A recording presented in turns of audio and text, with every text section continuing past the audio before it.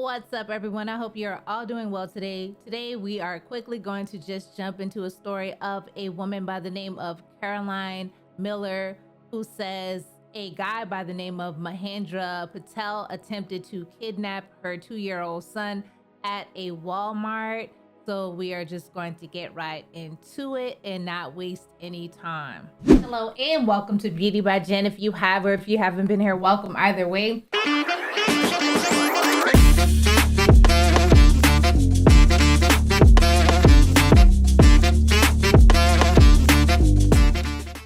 I'm just glad that he's still home with us. Thankful. That's how Caroline Miller is feeling after a frightening encounter at this Ackworth Walmart. But as much as we would love to think it'll never happen, it will and does. And to be prepared for when it does. She says her kids wanted to ride the motorized wheelchair. They were almost done shopping when she says 56-year-old Mahendra Patel asked for help finding Tylenol. When I pointed my arm out this way to point it to the direction of where it was, that is when he reached down, put both his hands on Jude, and grabbed him out of my lap. She says it happened so fast. I'm like, no, no, no, what are you doing? What are you doing? He pulled him, I pulled him back. We're tug-of-warring. She says then he walked off, bought the Tylenol, and left. We saw him checking out, but before we could really do anything, he was gone. 3 days later, police arrested Patel. We were able to see the car he got into and followed cameras and used our flock cameras in the city and was able to get a tag number and track him down. But Miller still thinks Walmart needs to have better security. Obviously, these places are targeted. You know, we know what's going on in the area around here. How many missing posters of kids do they have on their very own wall? She says she's now teaching her kids a lesson she didn't think she'd have to this early. She's more prepared for the situation if it ever happens again. She knows to scream now. He knows to kick and bite and get away. So you saw that and you would think, wow, that's crazy. Like someone tried to take that woman's children or her child and lock him up for good, you know, get rid of the kidnapper. But there's more to the story. They have surveillance, and the surveillance footage isn't really showing what she said happened, and there's some kind of misunderstanding or whatever, but I'm gonna go ahead and pull that up. All of the sources will be in the description box for every source I use, so everyone gets their credit. So here we go. A Georgia man is sitting behind bars right now accused of trying to kidnap a toddler at Walmart. But his attorney claims that newly released surveillance footage tells a very different story. We have the video, we reviewed every frame, and we're going to speak with the man's attorney, Ashley Merchant, who says this was no crime, but a terrible misunderstanding. Welcome to Sidebar, presented by Law and Crime. I'm Jesse Weber. What began as a routine trip to Walmart for Tylenol has left a man jailed for nearly a month. Mahendra Patel is accused of trying to kidnap a toddler inside the store. The thing about this is surveillance footage that we've obtained is now challenging the official narrative, raising questions about whether or not there is an innocent man behind bars. So I want to take you back to the day that this all apparently went down, and there are two very different versions of this story. So on March 18th, Caroline Miller, mother of two, was shopping at a Walmart on Cobb Parkway in Ackworth, Georgia. This is outside of Atlanta. I want you to take a look at this surveillance footage from inside the store. So Miller is riding a motorized cart with her 4-year-old daughter at her feet and her 2-year-old son in her lap. Now, she later told police that a stranger, and that's the man you see in the gray shirt there, 56-year-old Mahendra Patel, approached her under the guise of asking where to find Tylenol before allegedly trying to snatch her child. Now, according to a press release from the Ackworth Police Department, it reads, quote, officers spoke with the mother and witnesses and learned that the suspect approached her and asked a question about Tylenol. The suspect then grabbed the juvenile and attempted to pull the child away from the mother. The mother was able to break away with the juvenile and the suspect fled the area. The juvenile was not injured during the incident. So Miller claimed that this tug of war ensued, with Patel attempting to pull her son out of her arms before she was able to fight him off. And this is what she told WSB-TV in Atlanta back in March. When I pointed my arm out this way to point to the direction of where the Tylenol was, That is when he reached down, put both of his hands on my child, and grabbed him out of my lap. I'm like, no, no, no, what are you doing? What are you doing? He pulled him. I pulled him back. We're tug of warring. Now, shortly after this encounter, she reported the incident to a Walmart employee, and you can see her speaking with a worker on the surveillance footage. And what happens 3 days later? Patel was arrested and charged with attempted kidnapping, simple battery, and simple assault. But this is where the story takes a turn. Why? Patel's attorney, Ashley Merchant, she says that this surveillance footage shows a very different story. And really, it's just one of a misunderstanding, not malice. Now, Ashley, who we're going to chat with in a minute, provided us with segments of Walmart's surveillance footage, which she claims contradicts Miller's account. Now, we watched through the footage and saw everything from when Patel enters the store right up to the interaction, the aftermath, and I want to take you through it, and you can decide for yourself what you think might have happened here. So at around 8:16 p.m., you can see Mahendra Patel enter the Walmart. 3 minutes later, at 8:19 p.m., Patel emerges from an aisle, scanning the shelves, presumably searching for Tylenol, and after a brief look around, he ducks back into the aisle. Moments later, he reappears, still seemingly searching for the meds. The next time he appears from that aisle is when he spots Caroline Miller in a motorized scooter with her 2 young children.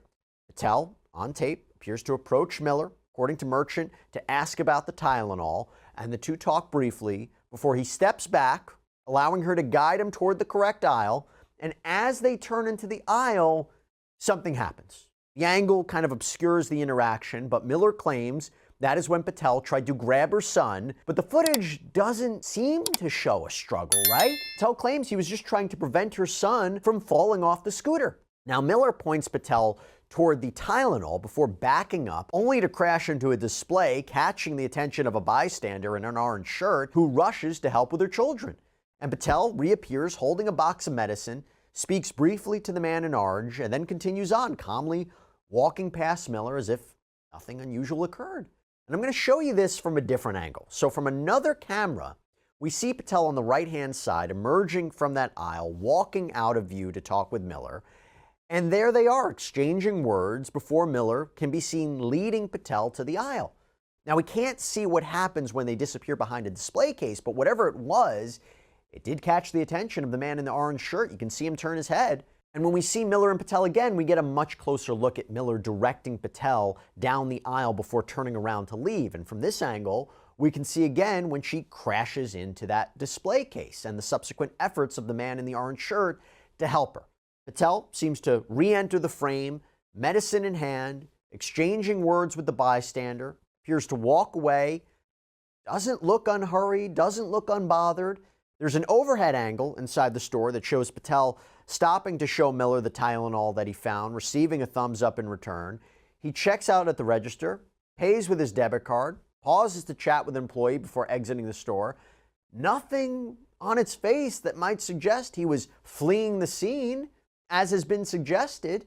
But in spite of what we just showed you here, Ackworth police arrested Patel on March 21st. He's currently sitting in a Cobb County jail without bond. Totally off topic, but very important. Did you know that high blood pressure is the #1 risk factor for mortality? Yeah, 1 in 2 adults have it. Many don't even realize they're at risk. It's a silent killer lurking unnoticed until it's too late. Here's the good news, though. You don't have to rely on big pharma to manage it. No, 120 Life is a blend of great tasting superfruit juices that's been shown to actually help lower blood pressure. This is trusted by hundreds of doctors, thousands of people who've seen real results. It's trackable too. You use a simple blood pressure monitor to see the changes yourself. Plus, completely risk-free. If you don't see lower numbers in 2 weeks, you get your money back. So in a world where every second counts, don't let high blood pressure be the threat that you never saw coming. Take control today. Visit 120life.com/sidebar. Use code sidebar or scan the QR code on screen to save 15%. So to figure out what is going on here, I want to bring on the woman representing Mr. Patel, criminal defense attorney Ashley Merchant. Ashley, thank you so much for coming here on Sidebar. Appreciate it. Thanks for having me. Now, you have said that this is all a misunderstanding. Can you elaborate on that? Because I don't know what the disconnect is. I mean, the audience just saw the footage that we played.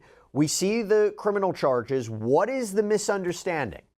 Yeah, there is a huge misunderstanding. And I think it's as simple as two people, experiencing the same thing, but experiencing it in very different ways. I mean, it's obvious from watching the footage that Mr. Patel was not meaning any harm. He wasn't trying to abduct a child. He wasn't trying to assault a child. I mean, he's charged with battery. He's charged with assault. He's charged with attempted kidnapping. And if you watch the footage, that definitely didn't happen. If you watch it and you view it through Mr. Patel's perspective, you know, this is a lady who's in a handicap cart, who he thought is handicapped, got 2 young children, and you can see from the video is having some trouble managing them, having some trouble with the cart, and she starts to rise to point out, and you can see this on the video, starts to rise to point out where the Tylenol is, and it looks like her child is falling, which is really confirmed by the fact that moments later when Mr. Patel leaves and goes to get the Tylenol, the child does fall, and she runs the child's foot over. I mean, literally seconds later, this does happen. So it's very reasonable that that's what Mr. Patel thinks is going on. The fact that someone would interpret that as an attempted kidnapping, it defies logic. There's a gentleman within arm's reach. He's watching the entire thing, and I've spoken to him, and he said— This is the guy in the orange shirt? This is the guy in the orange shirt. Yeah. We interviewed him. My investigator interviewed him, and he said, if anything was happening, a kidnapping, an abduction was happening, I would have done something. There was no struggle. Nothing like that. I mean, he's right there. He would have done something. And you can tell he's a good Samaritan, because when she does bump into the cart, when she does bump into the actual end cap and she does run her child's foot over, he immediately jumps, So this guy is clearly watching, clearly there to help. And he doesn't do anything, and on these videos, you see all these different Walmart employees walking around. Nobody runs over. If Mr. Patel is trying to kidnap a child in the middle of a crowded Walmart, someone's going to come. Why is she alleging this then? Why do police believe there was something more nefarious going on here? I mean, I think the problem with the police is that they didn't fully investigate. I think that the police regularly have what I would call blinders on, and they only see one version, and they don't actually investigate the whole case. I don't know why this lady would make this up. I don't know why she would make this allegation. It's very suspect. She waited 30 minutes to call 911. I mean, I've got 2 daughters. If someone was trying to kidnap one of my children, you better believe I'd be screaming at the top of my lungs, running around like a crazy person in that Walmart. That's not happening. She's literally joking with this gentleman moments later, and then, puttering along on her cart. She waits 30 minutes to call 911. I mean, this is not the reaction of someone who's actually just had their child attempted to be kidnapped. Do you know if police attempted to contact your client before taking him into custody to get his side of the story? No, they didn't. They took a warrant out and they arrested him. They did do an interview with him when they arrested him, and he told exactly what he's told us. He told them exactly what happened. So they did that, but they did that after they had already secured a warrant for kidnapping. Why is he, by the way, being held without bond? Yeah, that's kind of a legal maneuvering and legal snafu almost. I mean, it's a problem with our system. What's happened is the officer arrested him for kidnapping of a minor. He took significant liberties with that warrant. There was no evidence of kidnapping, and so he misrepresented some facts to the magistrate to get that warrant. That is such a serious crime that you don't get a bond when you're in front of that magistrate judge. So Mr. Patel's sitting in jail without bond, and then we file and get a bond hearing, and the district attorney decided instead of giving us that bond hearing, which is an adversarial hearing, which I can subpoena witnesses, I can cross-examine witnesses, instead of doing that, they wanted to go to a grand jury in a secret, private setting where there's no other side, there's no defense lawyer questioning, there's no subpoenaing of evidence, and present it in a one-sided fashion to that grand jury. And they did that. And so when they indicted the case, it was no longer in front of the magistrate judge. It went to the new judge. It went to the trial judge. The superior court judge is what we call it here in Georgia. And so that bond hearing was done away with. So we were denied the ability to get bond. And we've had an administration change here in this county for the DA's office, and the new DA's office does not freely consent to bond like the old district attorney's office did. And so we're in a situation where I've been asking repeatedly for a consent bond and can't get it. And so the first opportunity we had for bond is next Tuesday. And so that's when the bond is going to be heard. And at that point, he's going to be in jail over 40 days. Let's put that to the side. I want to talk about what we can expect from that hearing. It seems to me what's going on is there is a disagreement over the footage. Why do I say that, Ashley? Because the police are saying, essentially, the video we just saw was edited. Sergeant Eric Mistretta of the Ackworth Police Department said in a statement, the video released by the attorney does not show the entire incident. It seems to have been edited. It's not the video we have. Now, the Daily Mail says they never got any copy of the footage that the police department says they have. What's going on here, Ashley? What's your response? I am so glad you asked that. So let me start with Sergeant Mistretta. He also issued a statement when Mr. Patel was first arrested and said that Mr. Patel tried to flee the scene. And, we can clearly see from the videos that that's not the case.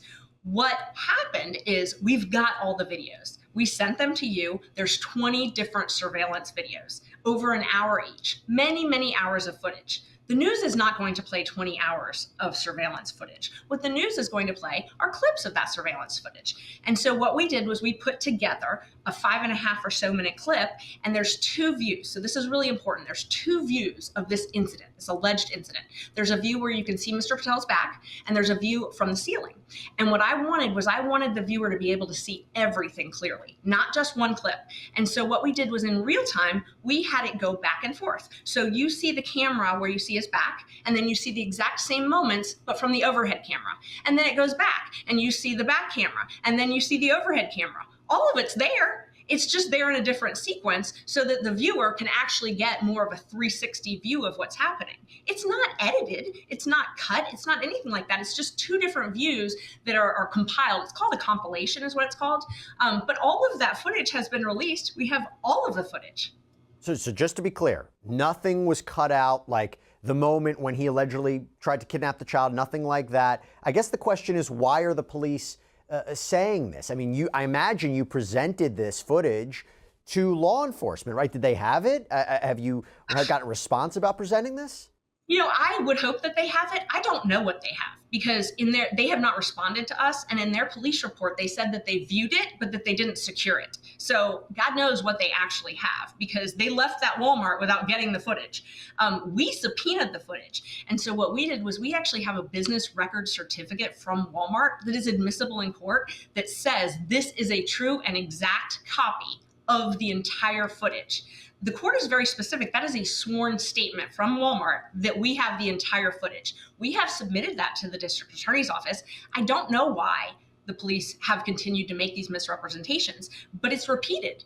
And it's getting ridiculous. They made misrepresentations in the arrest warrant. They made misrepresentations in their report that Mr. Patel fled. He didn't flee. He checked out with his own debit card. He talked to 2 separate employees after this. He was having a good old time at Walmart, chatting up different employees. He didn't flee. He did the exact opposite of fleeing.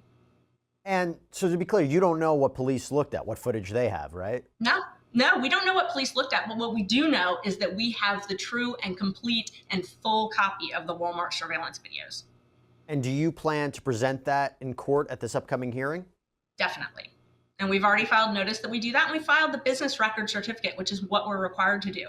It's once the business owner, once Walmart certifies the records, they're admissible in court. They're ruled authentic. And so that's been done. There's been no challenge to it. The police apparently in the news have challenged the authenticity of it, but there's been no challenge in court.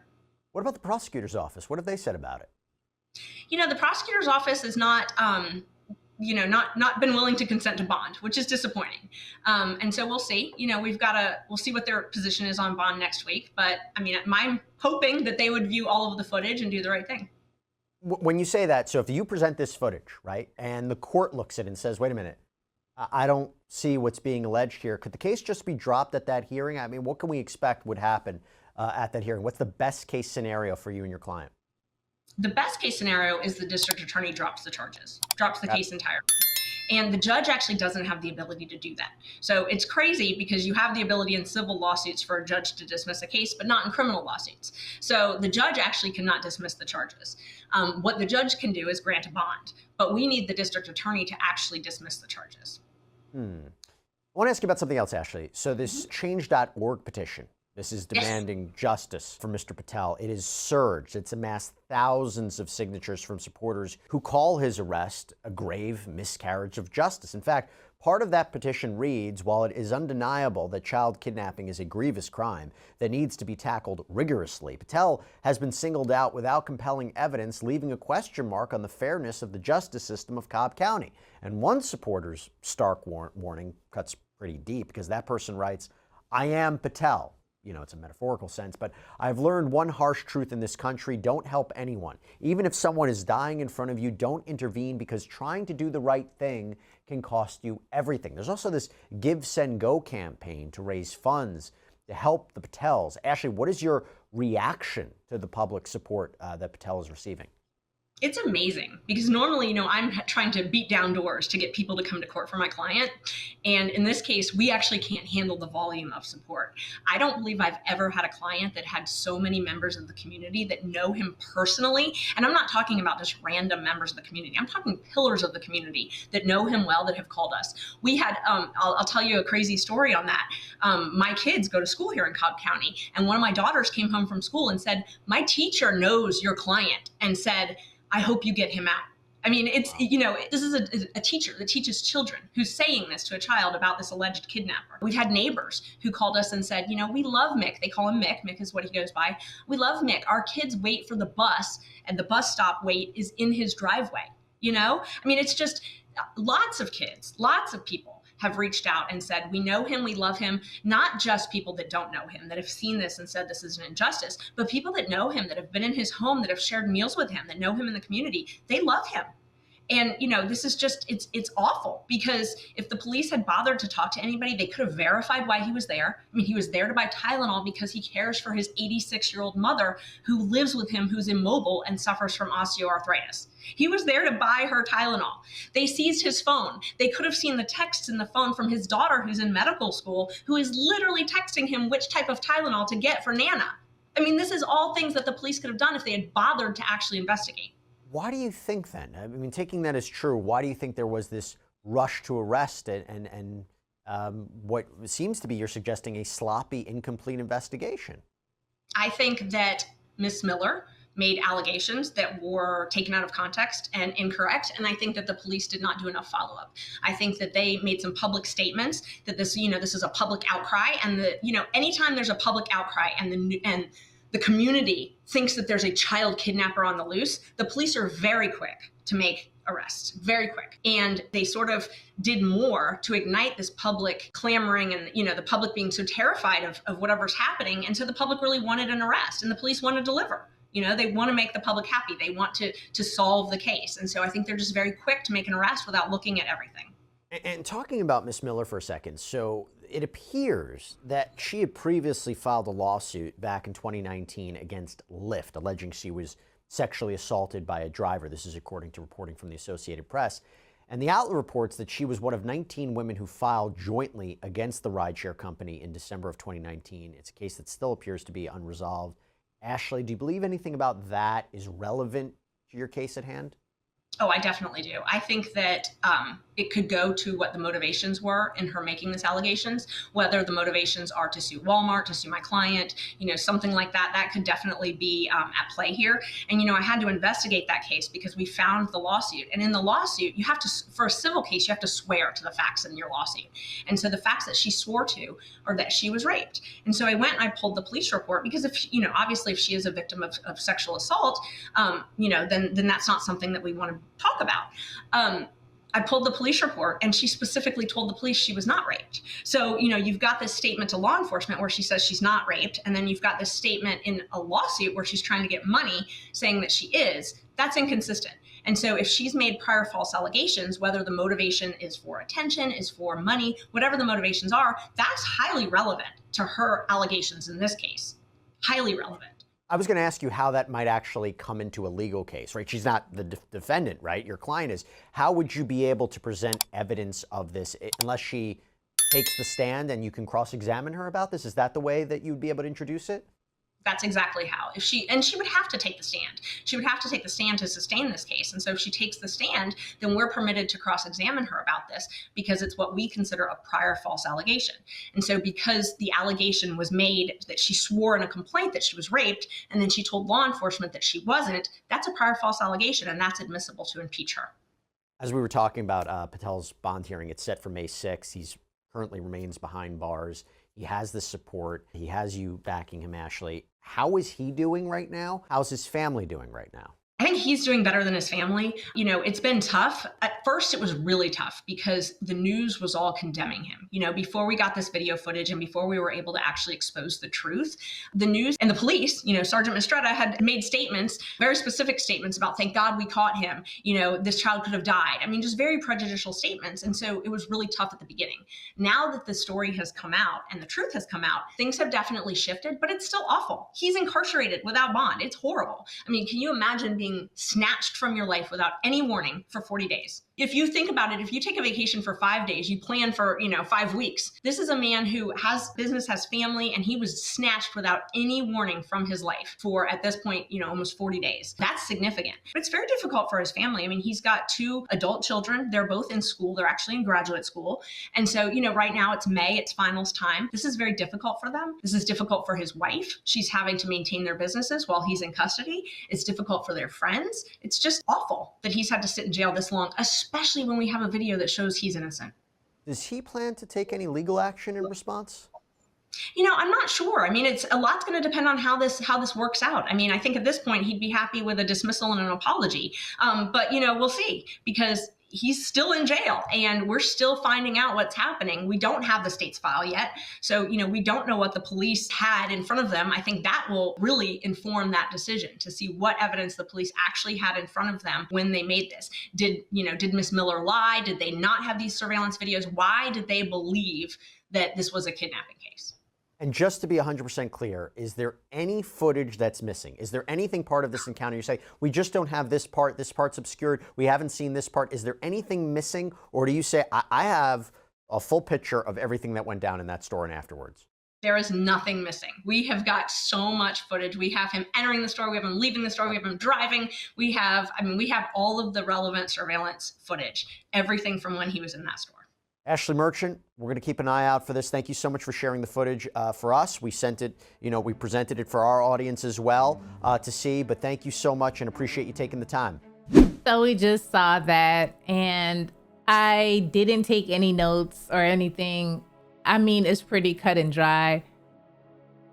First, I would like to say, as far as the attorney that represents Mr. Patel, I'm sorry, I need you to be more concerned about my situation. Like, it was not a misunderstanding. Like, I'm locked up. This is my life. Like, this is my reputation. This is my life. I'm sorry, I need you to be more upset. It was not a misunderstanding. Like, you are on my side. Like, clearly there is something going on and it's not right on my behalf, because I don't know, it's just crazy. Now, this is what it is for me. We know this is Georgia, okay? I'm just being real. It's Georgia, the deep down South, and sometimes certain individuals can just go around making up stuff about other individuals. I'm just saying, if you know, you know. If you know, certain individuals are allowed to just accuse anyone of anything and automatically they'll get believed. If it's true or false, automatically it'll be like, oh my gosh, this had to have happened to this individual. If you know, you know. If you know, you know.